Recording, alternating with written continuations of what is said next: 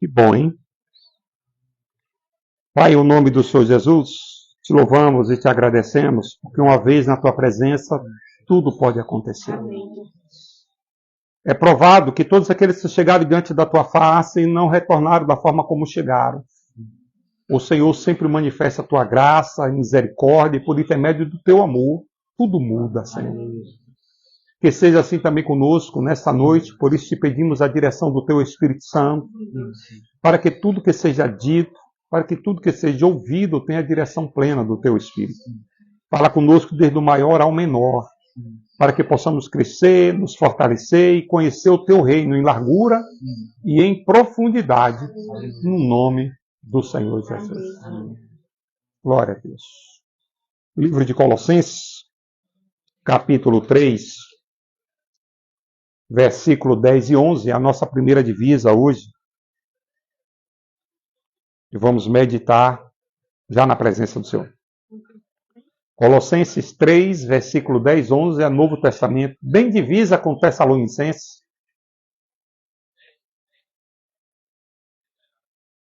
É Novo Testamento. Capítulo 3, versículo 10 e 11. Independente da versão, quem já achou, faz a leitura em nome de Jesus. E se revestiram da nova natureza que se renova para o pleno conhecimento, segundo a imagem daquele que a criou.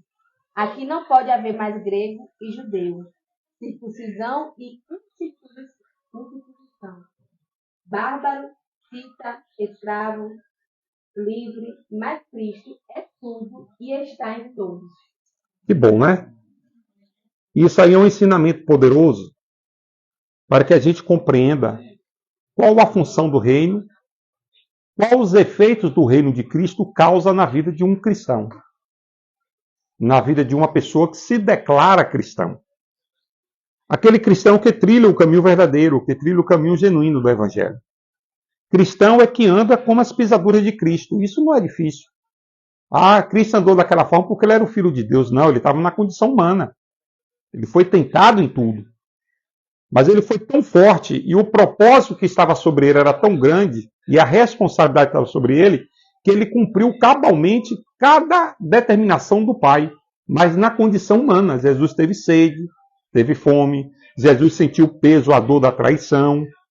Cada chicotada que Jesus tomou lá no Sinédrio antes da sua crucificação, ele sentiu o peso do chicote. Jesus praticamente foi dilacerado, ele sentiu a dor do escravo nos seus punhos e pés. Ele sentiu a dor da coroa dos espinhos transpassando o seu crânio. Jesus sentiu o peso dos insultos no meio da rua enquanto caminhava com a cruz até Gólgota, até o local da crucificação, chamando ele de imundo, de mentiroso, filho de Beelzebul, né? Insultando Jesus, se é filho de Deus, você não estava nessa condição, prove agora que você é o filho de Deus. Fez tantos sinais, salvou tanta gente, curou tanta gente, e você está aí nessa miséria. Então Jesus, no meio de tanta dor, ainda foi suportando isso no meio do caminho na condição humana. Na condição humana. Mas o que que identifica um cristão verdadeiro? Qual a identidade de um cristão verdadeiro? Seria a mesma do homem natural? Porque nós temos a inclinação de rotular alguém, de dar uma identidade a alguém. Se a gente observar a nossa própria RG, nós vamos ver lá a nossa naturalidade, muitos aqui são Itabuna, né? A nossa maternidade e paternidade, está lá o nome de pai e de mãe, a data que você nasceu, lá vai dizer o cartório que você foi registrado, não é? A cidade que você morou, o estado que você registrou, o seu RG, está tudo ali. Então ali, esse conjunto de dados caracteriza a identidade da pessoa. Mas existe outras formas de identidade que o homem também rotula. Não é? Aí você fala assim, olha, está passando aquela pessoa ali, está vendo? Olha qual? Olha aquele, o negro. Não é? Aí vamos ver agora, a gente rotulamos a identidade de pessoas por ser afro. É um afro. Quem, rapaz, no meio de tanta gente, aquele raça que está ali, raça é aquele cabelo já todo puxado, né? Então a gente está dando identidade para aquele indivíduo. É o raça lá, o raça aquele ali. O alemão, aquele branquelo lá. Então a gente está trazendo para cada indivíduo uma identidade. E isso é o dia inteiro, né? Você passa na rua, você fala, tá vendo aquele vizinho ali? Pô, tem tanta gente na rua. Aquele ali, ó, aquele alcoólatra ali. Por quê? Porque ele passa todo dia bebendo e as pessoas já dão a identidade dele, alcoólatra, né? Então, você passa na rua com uma roupa meia chamativa, aquelas cores fortes, fala, ali deve ser uma prostituta, para ter uma roupa daquela.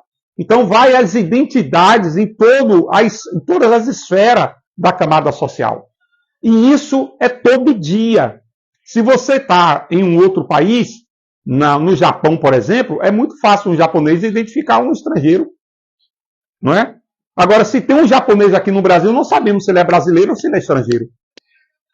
O Brasil é muito grande. O Brasil, territorialmente falando, é um dos maiores continentes do mundo. Né? País do mundo. E com isso a gente sofre, né, com essas etnias, essa mistura de raças que cria uma identidade. O caboclo, o negro, o moreno, o pardo, está lá na nossa certidão de nascimento, os mais antigos, você vai ver lá, cor parda. Que vai dando uma identidade para aquele indivíduo. Não é assim? E no dia a dia é dessa mesma forma. Então, se eu falo uma coisa e não cumpro, você fala, ali não tem palavra, ali é o cara sem palavra, aí não mexe com aquilo, ali é o homem sem palavra. Então a gente está dando identidade para as pessoas, não é? Então, dentro do próprio Brasil, e na Bahia, em Itabuna, a gente vai ver pessoas aqui que são estrangeiras, que são italianos, que são japoneses, não é? Que é americano, que já está aqui, já tem dupla cidadania, mas o fato é que a gente costuma dar uma identidade para cada indivíduo. Né? Ali é a tribo dos baixinhos. Né? Ali é os varapá. Tem um colega lá no trabalho que chama ele de patalégua. Alguém tem algo? Não é perna longa. Já sabe por quê? Não. O cara tem 2,10 m. Nenhuma camisa nossa que compra na rua dá nele. Porque fica tudo aqui as camisas. Porque o braço é grande. Então a camisa dele tem que ser feita e não comprada. Então é perna longa. Então a gente vai dando identidade para as pessoas ao longo do tempo e a gente convive com isso diariamente. Né? A gente passa, entra num hotel, tá fácil você saber, talvez, quem seja o dono, mas mais fácil ainda é saber quem é o servente. Foi dado identidade para ele, ele está ali com a farda de serviçal. Ainda tem o nome limpeza, né? Não é assim? Você vai no banco, você já identifica logo quem é um gerente hoje. Aí você vai para outro, você vai ver um escriturário, um caixa, mas você bate o olho no gerente, você já sabe quem é, o mais engomadinho, é o que está todo arrumadinho, é o que o cabelo não está bagunçado. Então a gente vai dando identidade para as pessoas o tempo inteiro. Mas quando o assunto é cristianismo, quando o assunto é fé, será se existe essa variedade de identidade quando o assunto é Cristo? Quando o assunto é igreja? Quando o assunto é fé? Então vamos ler de novo. E olha como fica fácil a compreensão agora. Lê novamente ela. Versículo 10 primeiro. 3:10. E se revestiram da nova natureza, que se renova para o pleno conhecimento, segundo a imagem daquele que a criou. Observe. E se revestiram de que, Ellen? Da nova natureza. Se revestiram da nova natureza. Sabe o que ele está querendo dizer? Sabe o que Paulo está querendo dizer nesse momento? Que os cristãos se revestiram de uma nova identidade, ou seja, de uma nova natureza. Não é a natureza que dá a identidade da pessoa? Não é assim? A natureza da pessoa vai rotular ele no meio da sociedade? Não é assim? O menino para quieto, né? Pula, eu tá aqui, é imperativo. Aquele menino é imperativo. Não quer saber o nome, não quer saber se é preto, se é roxo, se é amarelo, se tem idade ou não. É imperativo, ele não para quieto. É imperativo. Mas em Cristo, Paulo está dizendo, agora vocês foram revestidos de uma nova natureza, ou de uma nova identidade. Então, qual é a identidade daqueles que trilham os teus pés, que segue, que marcha como as pisaduras de Cristo? Lê o 11 agora, por favor, Ela. Aqui não pode haver mais grego e judeu, circuncisão e incircuncisão, bárbaro, cita, escravo, livre. Mas Cristo é tudo e está em tudo. Cristo é tudo e está em todos. Em Cristo nós somos iguais. Cristo não quer saber se você é preto, se você é pardo, se você tem olho azul, se tem um olho preto, se você é pobre, se você é rico, se você é mulher, se você é homem, se você é criança. Em Cristo nos revestimos de uma nova natureza. E Paulo está dizendo para um grupo que estava naquele momento sendo evangelizado por ele. Ali ele encontrou várias etnias. E Israel, se é uma nação no mundo que gosta de colocar identidade nas pessoas, é Israel. Observa. Dentro de Israel existia os judeus, os fariseus, que também são judeus, os samaritanos, observam, né? E os gentis, que é qualquer pessoa de qualquer parte do mundo que não faz parte da linhagem de Israel. Os gentis. Paulo agora está diante de um grupo onde ele viu ali grego, cita, ele viu ali romanos, ele viu ali outras etnias, ele falou assim, mas agora em Cristo, vocês não têm mais a identidade que outrora tinha. Agora em Cristo, todos foram revestidos com a natureza dele. E não há mais nem circunciso e nem incircunciso. Paulo está dizendo agora para judeus específicos no meio daquele povo que estava sendo evangelizado. Por quê? Porque para definir um judeu nato em Israel, ainda pequeno, a criança do sexo masculino tem que passar por um processo cirúrgico da circuncisão. Incircunciso é aquele que não passou pelo processo cirúrgico. Olha como isso é sério em Israel. Moisés não fez isso quando o teu filho primogênito estava na data de fazer a circuncisão. E ele quase morre por causa disso. A esposa percebe o erro que estava acontecendo, orienta o esposo e o menino passa pelo processo da circuncisão e Moisés não morre. Observa. Então, circuncisão e incircuncisão em Cristo, isso não tem mais valia, porque a identidade de Cristo não é a circuncisão. Em Cristo, a identidade que o Senhor nos dá não é se você é afro-americano, se você é alemão, se você é japonês. Para Cristo, pouco importa se você tem dinheiro ou não. Para Cristo, pouco importa se você é comerciante ou não. O que interessa para Cristo é que uma vez servindo Cristo, nós só temos uma identidade. Lê parte B do versículo 11, por favor, mais uma vez, Ela. Mas Cristo é tudo e está em todos. Mas Cristo é tudo e está em todos. Então a igreja ela só tem uma identidade. Por isso que na igreja ninguém é melhor do que ninguém. Qualquer igreja que você visita e você se sente um peixe fora d'água, está longe de ser o evangelho. Porque se você entrou com unha pintada, você vai ter uma identidade. Se você entrou com um sapato escarpão, você vai ter uma identidade. Se você entrar com ferracine, você tem uma identidade. Mas se você entrar de uma havaiana e de bermuda, é outra identidade. Mas uma vez em Cristo, nós não temos uma identidade mudando, nós só temos a natureza de Cristo. Por isso, em Cristo, ninguém é melhor do que ninguém. Ninguém tem um valor maior para Cristo, porque o sangue dele foi o valor por cada um de nós. Então, se a gente foi comprado pelo meu sangue, eu tenho o mesmo valor que Camila, eu tenho o mesmo valor que a senhora, que o senhor tem o mesmo valor que Leomar. Sim ou não? Se eu tenho o mesmo valor que Leomar, então eu sou melhor do que Leomar em quê? Em nada. Não é? Então, se eu pertenço à mesma etnia, que é o cristianismo verdadeiro, que é o que Cristo deixou como modelo, então é fácil entender que Leomar comunga comigo da mesma fé e ele tem o mesmo valor para o reino do que eu. Então, se ele tem o mesmo valor, ele tem a mesma identidade que eu, aí está fácil andarmos juntos. Porque quando a gente rotula pessoas, a gente se afasta dela pelo rótulo. A gente se afasta de pessoas por causa dos títulos, por causa da identidade. Não é? Rapaz, não entra, aquele cara é briguento. Não, rapaz, se eu fosse você, eu não andava com aquela pessoa. A identidade dele é briguento.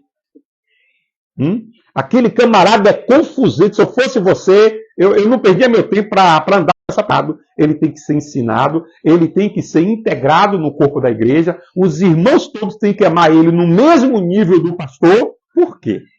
Porque a identidade que está sobre ele é a mesma que está sobre mim. O valor que está sobre cada um de vocês é o mesmo valor que está sobre mim. Mas a gente entra em alguns tempos por aí, né? Aí tem pessoas que não conseguem nem se aproximar de um bispo, de um apóstolo. É o apóstolo da igreja. Aí você esquece e vai chamar de pastor, repreende você. Não é pastor não, é apóstolo. Porque é o título dele, é a identidade dele. E Jesus nos ensina com a identidade e a natureza dele, quem é o maior no reino dele? É aquele que serve. Não é lindo isso? Então, se a igreja foi edificada para servir, nós somos maiores do que qualquer um que estão no mundo. Aos olhos do Senhor, há uma só identidade. Isso não vai mudar nunca. Então, quer se sentir valorizado? Quer parar com essa mania de ser menor do que os outros, de baixar a cabeça, aceitar a depressão, opressão, ter o sentimento de não ter valor, de ser menor do que os outros, né? É chamar para ir para o aniversário. Eu não vou, não. Aniversário de gente rico. Eu vou nada. Eu vou para aquele lugar nada. Eu não tenho roupa para ir para aquilo, não. Não é? Em Cristo, isso não funciona. Hoje, se algum irmão tivesse aqui de bermuda, além do senhor, teria o mesmo valor da igreja. Eu estou de fardo, eu estou aqui com o meu trabalho. Mas eu poderia ter vindo de bermuda hoje. Porque para a igreja, o valor não está nas vestes. O valor está de como eu penso, como eu ando e como eu amo Cristo. E isso é um pensamento de todos. Então, quem é o maior no reino do céu? É o menor. Quem será o primeiro a ter acesso ao reino de Deus? Aquele que está lá no fundo. Olha como funciona o reino do céu. Olha como a identidade de Cristo é fácil. Não é? Aí você chega então na congregação e fala, quem é aquele irmão ali? É o discípulo de Jesus. Sim, mas ele faz o que na congregação? É obreiro. Ele faz a obra do Senhor. Não, eu quero saber, ele é pastor, ele é bispo. Aqui não tem isso. Aqui nós só temos uma identidade. Aqui nós somos Cristo. Nós temos o sangue dele e o valor que está em um está em todos. Não é? Então, a igreja, se ela anda com esses preceitos, se ela segue esse princípio de identidade, qualquer igreja convive bem com qualquer pessoa. Então, observe. O que é que nós vamos aprender agora? Jesus não foi ao Calvário, à cruz, para os crentes. Jesus não foi ao Calvário, à cruz, para os judeus. Deveria, mas não foi. Mas os judeus não reconheceu. Jesus foi à cruz para os pecadores. Por isso a Bíblia diz, eis o Cordeiro de Deus que tira o pecado do mundo. Então, se Jesus pagou com o sangue dele, com sua morte pelos pecadores, então qualquer pessoa tem um valor no reino do Senhor. Não vai ser eu que vou menosprezar, desprezar, rotular ou ir na onda de criar identidade. Porque o sangue de Cristo foi para cada um. Agora, quem está dando valor a esta compra? Quem está dando valor a essa liberdade? Aqueles que conhecem as Escrituras. Eu dou valor à minha liberdade. A Bíblia diz que se aquele que está em luta é vencido por aquele que ganhou, o que é vencido torna escravo do vencedor. Então, se eu fui comprado por Cristo e eu tenho um valor, se eu não dou valor a essa compra que Jesus pagou com seu sangue, eu vou ser escravo do pecado. Aí você vê muita gente ainda, mesmo com o sangue pago pelo Cristo, pela dívida paga por Cristo, ainda está escravo do cigarro, da bebida, da prostituição, do vício, da mentira, da soberba, da idolatria, da lascívia, da palavra torpe, do individualismo. Mas em Cristo, essa identidade cai e somos um só no corpo. Quer servir Cristo, quer colocar seus pés no Evangelho de Cristo e no reino do Senhor, você tem o mesmo valor que qualquer um que já está lá há mais de 50 anos. É assim que funciona o reino do Senhor. É assim que o reino do Senhor deve viver. Qualquer outro lugar que se prega o Evangelho que não tiver essa visão de identidade da natureza de Cristo é anátema. É um lugar onde se reúne pessoas que não se edificam em nada e não estão embasados na verdade que é Cristo. Quer ver? Para encerrarmos. Vem comigo agora. No livro de 1 Pedro, capítulo 2, versículo 9 e 10. Independente da versão que esteja na tua Bíblia. 1 Pedro 2, 9 e 10. Pode, por favor, meu filho. Mas a geração eleita, a sacerdote real, a nação santa, iniciei a justiça daquele que chamou das trevas para a sua maravilhosa luz. Pronto. Vamos entender o que o apóstolo está falando agora? Para aqueles que já haviam se rendido ao cristianismo verdadeiro. Isso é uma palavra para aqueles que já se tornaram cristãos, não é para a massa. A massa estava lá, Mas um grupo daquela massa disseram sim para Jesus. Então Pedro está dizendo essa palavra. Agora vocês é sacerdócio santo, nação minha, eleita por mim. Olha a identidade. Nós somos uma nação com uma única identidade. Pode ter milhões de cristãos verdadeiros nessa nação, a identidade é uma só. Ninguém é maior do que ninguém, ninguém é melhor do que ninguém. Olha que coisa interessante.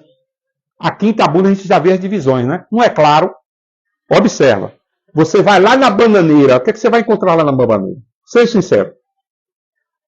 Barracos, né? Como são as casas lá na bananeira? Vamos falar a verdade? Não é madeira, papelão, não é assim?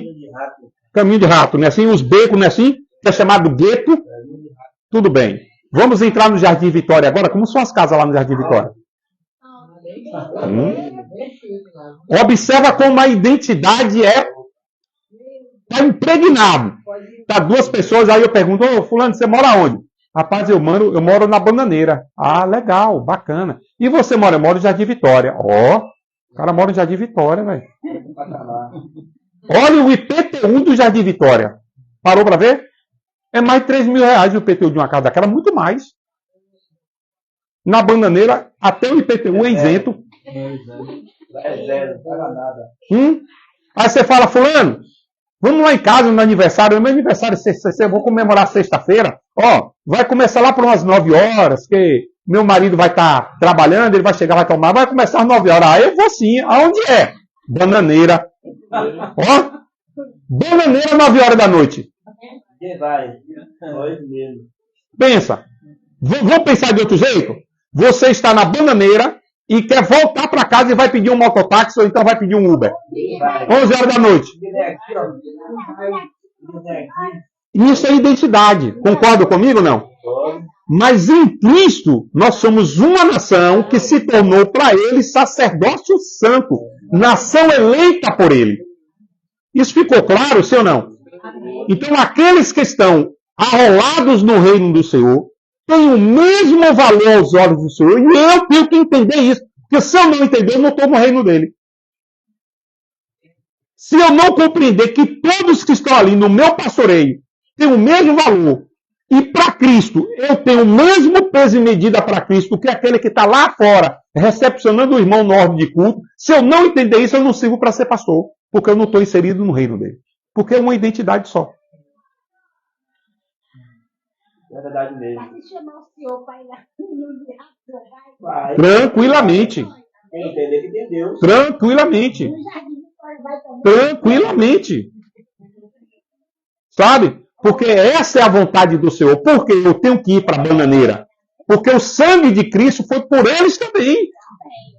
Então eles têm um valor para o Senhor, só que eles não dão esse valor, o devido valor. Eu sei o valor que foi pago para a minha liberdade, por isso eu dou valor a ela. Mas milhares ainda não entenderam isso e vivem uma vida dissoluta, vivem na prostituição, vivem no álcool, vivem nas drogas, vivem na mentira, no jeitinho brasileiro, não é? Tudo tem jeitinho brasileiro. Isso, parou para ver como é? Mas por que aquelas pessoas não entenderam que ele tem um valor em Cristo? Mas eu preciso ensinar ele que ele precisa dar valor ao preço do sangue de Jesus que foi pela vida dele. Não é? Mas quando o assunto é igreja, todas essas pessoas já entenderam isso e todos chegaram a um só nível, a um só valor. Entende isso, sim ou não? Então, pessoal, o nosso encontro de hoje é para que vocês não se sintam menosprezados, não aceite rótulo, não aceite identidade. Não aceite. Então, mas quer viver uma vida digna, onde tudo acontece, trilhe no caminho que Cristo abriu. Por quê? Porque Paulo e Pedro estão declarando que há uma só nação e a identidade que rege essa nação inteira é o sangue do Senhor. Então nós temos um só valor para todos. Jesus não doou 100 ml de sangue por aquele, para esse de cá vai ter que ser mais de 1 litro. Não, o sangue de Cristo foi igual para todos. Foi derramado na cruz para todos. Por isso o valor deve ser igual. Todo mundo tem que ser igual. Então a Bíblia se resume dizendo, Jesus prova um dos seus discípulos quando fala assim, e aqueles que estavam arguindo ele. Quem é o maior no reino de Deus? Né? Aí perguntaram e questionaram Jesus com outra pergunta. Observe a resposta que Jesus deu para esse tipo de pessoa. Jesus olha para aquela pessoa e fala assim, olha, no reino do Pai, o maior é o que serve. O último será o primeiro. O sangue de Cristo foi para todos na cruz do Calvário. Mas há um valor devido à igreja, à nação do Senhor, dos que reconhecem o feito, a jornada e o sofrimento de Jesus. Nosso intuito de unidade celular é trazer a igreja para o lar, porque aqui é muito mais rico o encontro com Cristo do que no templo. Acredite o que eu estou falando com vocês. Porque no templo, as pessoas que nos visitam são as pessoas que dão identidade. Aquele ali deve ser o pastor. Ela está de terno. Ali é o pastor. Ali é o... Olha a roupa do pastor. Aí já chega olhando para as outras, né? Olha para cabelo, olha para a unha, vê se está lambido. Não é assim? Então, o templo são um lugar para os enfermos. Lá só tem enfermo. Que precisam reconhecer o valor do sangue de Cristo e serem tratados e sarados. Mas aqui é muito mais rico aos olhos de Cristo do que no templo. Porque no templo, na maioria das vezes, só temos pedinte, querendo fazer barganha com Cristo. Aqui não. Aqui pregamos o Evangelho e deixamos os corações refletir. Então não abrimos mão de um encontro celular, jamais. Então quando a irmã Célia, a irmã Camila abriu as portas da sua casa para nascer aqui uma célula, nasce aqui a possibilidade de um evangelho genuíno a cada encontro, sem máscara, só verdade, sem identidades aleatórias, apenas uma, Cristo. Hoje sou eu que estou ministrando essa palavra. Próxima quarta-feira talvez não seja eu. Pouco importa, porque a identidade é a mesma e o valor da pessoa que estará ministrando também é o mesmo. O que importa é aquele que recebe, permitir descer o coração para crescer, para as escamas dos olhos caírem e ter uma família sarada, curada, um casamento blindado, filhos abençoados. Vamos fechar nossos olhos? Nos abençoe, irmão Marco. Obrigado, Jesus. Estamos ficando por aqui no nosso encontro hoje. Próxima quarta-feira estaremos juntos, trazendo mais uma vez a verdade e a palavra do Senhor Jesus. Shalom, beijo no coração de cada um. Vamos louvar. Obrigado, Jesus. Glória a Deus, Senhor.